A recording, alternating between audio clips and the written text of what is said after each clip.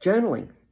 It's often spoken about in therapy, but people often get confused around how to use journaling as a tool within therapy. And the truth is, there's no right or wrong way to do journaling. But here's some of my thoughts on journaling within the therapy sort of concept. Like one, you could be doing journaling just to write down your random thoughts, your random emotions, just so that you can release some of those daily emotions and thoughts and put them in front of you and bring context to them. And but you can also use it to track psychological triggers. So just say you had an anxiety day today, like you had an anxiety attack.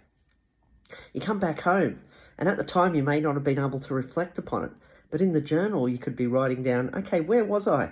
What was happening around me? What was my trigger?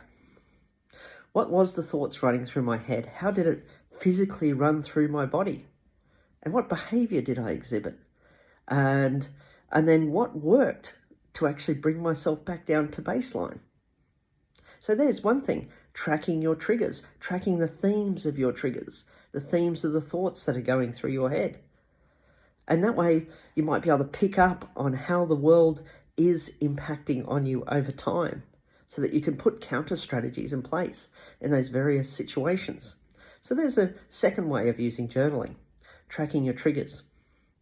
Now, another way of using journaling is it could be about just working on your goals, whether they're therapeutic goals, whether they're life goals. You could be using the journal as well just to write them down. So in a way, you're holding yourself accountable because now you're using your journal to plan for the future as such. Or it could be just simple short-term goals, medium-term goals, long-term goals. So the journal, again, could be a brainstorming of ideas of what you want to achieve maybe in the next 6-12 months. So there's three just useful techniques for journaling: releasing your emotions and thoughts, tracking your triggers, but also brainstorming on goals that you might want to work towards and starting to map out those goals. But anyway, tell me your thoughts on journaling and how you use journaling on a day-to-day basis, whether it's in therapy or whether it's just in your normal life. Anyway, thank you for listening.